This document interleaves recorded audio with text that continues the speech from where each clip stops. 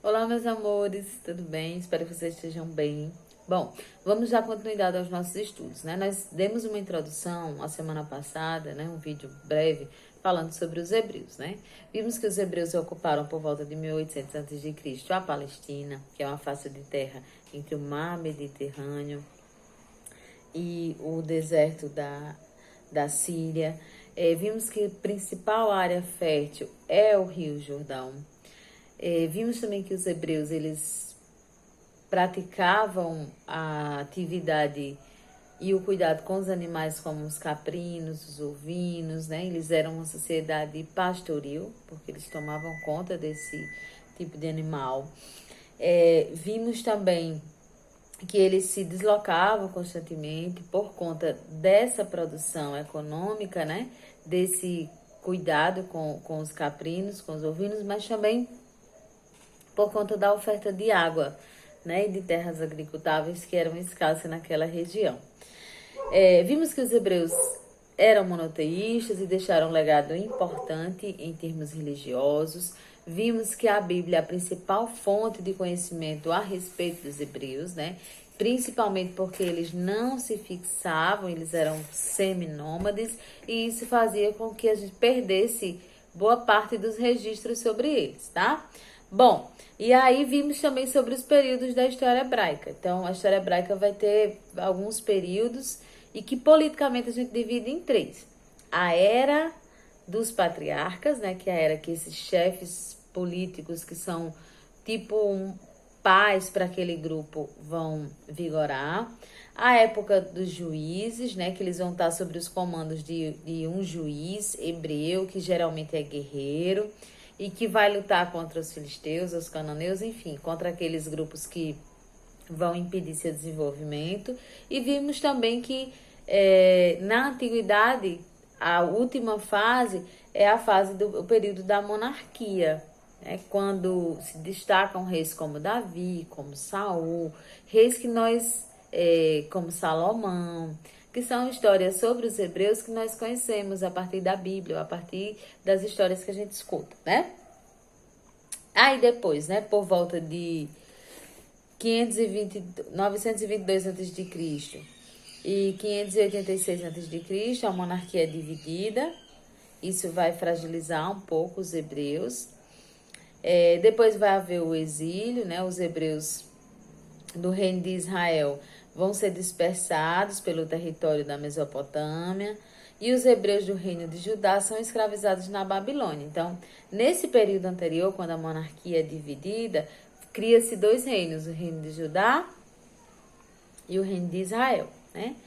E, por fim, a última fase aqui dentro da nossa linha temporal, as dominações estrangeiras, né? Que é o momento em que eles são conquistados pelos macedônicos, pelos sírios, depois são dominados também pelos romanos, enfim.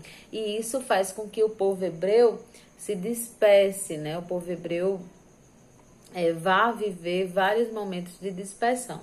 E aí depois, mais à frente, já no século XX, é que vai haver a criação do Estado, né, do país chamado Israel, que é uma coisa que vocês vão ver só mais para frente, mas que a gente vai conseguir entender porque vai demorar tanto para criar um país, um Estado. Lembre-se que Estado, que eu tô falando para vocês, é governo, tá? É poder, tipo a criação do país. Então, só vai se criar Israel, né? Depois da Segunda Guerra Mundial, isso porque os hebreus, eles tinham se espalhado pelo mundo. A gente chama isso de diáspora, né? Bom, então, essa é basicamente a divisão da vida do povo hebreu. E eles vão migrar para o Egito, né? Vão voltar lá atrás. E vamos lembrar que depois que eles se fixam na Palestina, e eles vão permanecer lá durante um tempo, mas eles são prejudicados por uma forte seca. E aí eles vão precisar migrar para tentar melhores condições de vida, tá? Então eles vão migrar para o Egito, vão se estabelecer próximo ao delta do Nilo. E depois, né, eles vão vão se tornar escravos, né? Eles vão ser escravizados. Porque, a princípio, quando eles chegaram lá, eles não eram escravos, tá? Necessariamente, eles não eram escravos. Só depois é que eles se tornam. Só quando os egípcios expulsam os iquiços, né? Que era um povo que estava dominando o Egito, aí eles passam a escravizar os hebreus, tá? Então, os hebreus passam a viver na condição de escravo. Eles realizam trabalhos forçados, vão fabricar tijolos, mas apesar disso, eles vão manter a sua comunidade unida, principalmente em torno da religião. A religião vai ser muito importante para fazer com que eles continuem mantendo a sua cultura, tá, gente? E aí, ó, acho que todo mundo já viu aquela historinha, né, que é tão falada na Bíblia, mas também tem em vários filmes, que é a saída do povo hebreu, o êxodo, que a gente chama do êxodo, né? Aquela retirada deles do Egito e ida deles para Canaã, para a terra prometida. É nesse episódio que vai haver, por exemplo, a abertura do Mar Vermelho, que é uma narrativa que vai estar na Bíblia, né? Que a gente já sabe desde muito tempo, tá? Bom, feita a migração do povo para Canaã, né, para a Palestina, de volta, quando eles chegam novamente à Palestina, eles vão encontrar uma região ocupada por outros povos, né? Por quê? Eles haviam saído, estavam escravizados, foram escravizados durante centenas de anos no Egito, e quando eles voltam estão lá os filisteus, os cananeus, outros grupos já tinham se fixado lá, e eles vão precisar lutar para expulsar esses povos, tá? E aí durante esse conflito, as tribos hebraicas vão ser lideradas pelos juízes. É esse período que a gente chama de período dos juízes, tá? Que vão ser chefes militares, que vão ser líderes políticos e religiosos. Então, esses juízes vão concentrar essas três autoridades. Eles vão ser juízes do povo, ou seja, os conflitos que houverem vão ser esses juízes que vão tentar resolver, eles vão dizer como é que vai ser a guerra, como é que vai ser os combates, e eles também são entendidos como profetas de Deus na terra, tá? Posteriormente, vai haver a monarquia, né, e os reis hebreus. Então, depois que as tribos, depois que o povo hebreu, ele reconquista o território, aí eles vão estabelecer os reinos, tá?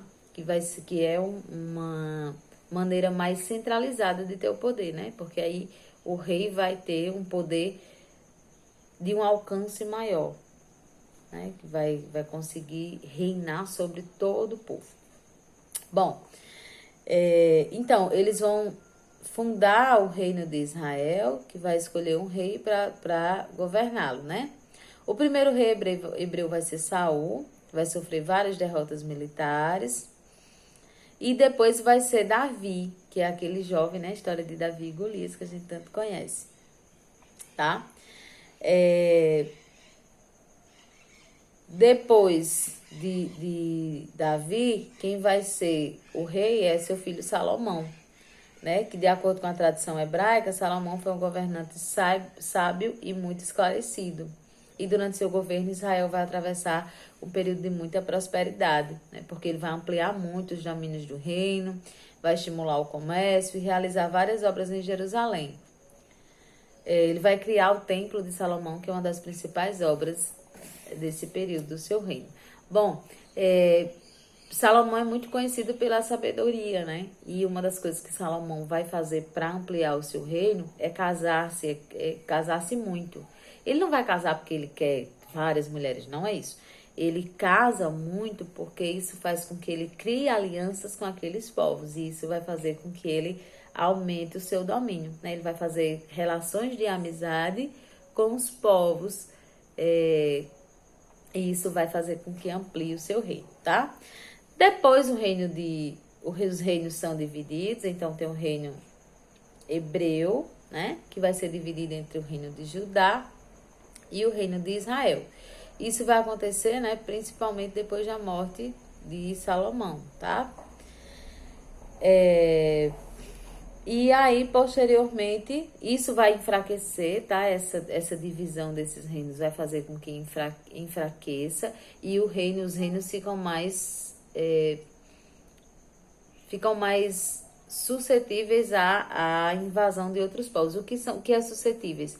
Vão ficar mais fragilizados, tá? Então, não vai ter, por exemplo, ao invés de ter um exército grande, né? O exército vai ser dividido também, os povos vão ser divididos, as fronteiras vão ser divididas e tudo isso vai contribuir para que os reinos sejam atacados, né? Então, o reino de Judá vai ser conquistado pelos babilônicos, que vão destruir a capital. Muitos hebreus vão passar a ser escravos. Então, na verdade, a divisão dos reinos vai prejudicar essa unidade hebraica e vai depois fazer com que várias dominações estrangeiras se estabeleçam nos reinos de Israel e de Judá. Como a gente viu, os macedônicos vão ocupar, depois o povo romano, o Império Romano também vai dominar. Então, o povo hebreu vai passar por vários momentos em que eles serão dominados por outros povos. Isso não é uma coisa que acontecia só com o povo hebreu.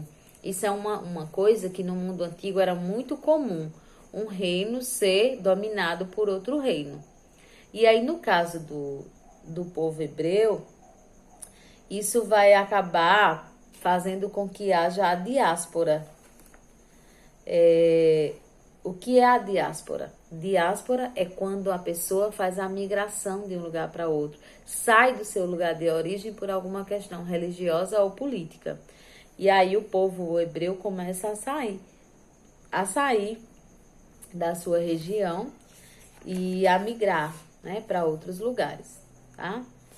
Então, isso é basicamente o que vai acontecer com o povo hebreu. Essa diáspora, essa migração vai fazer com que o povo fique bem disperso, né? Mas também vai fazer com que haja sobreviventes em todo o mundo. Então, várias regiões do mundo vão ter pessoas que são de origem hebraica.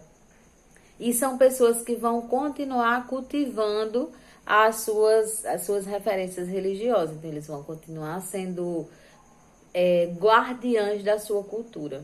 E aí, isso é legal, porque apesar deles estarem dispersos em vários lugares no mundo, depois esse povo vai começar a ver a necessidade de voltar, de se reunir e vai criar o Estado de Israel que tem hoje, né?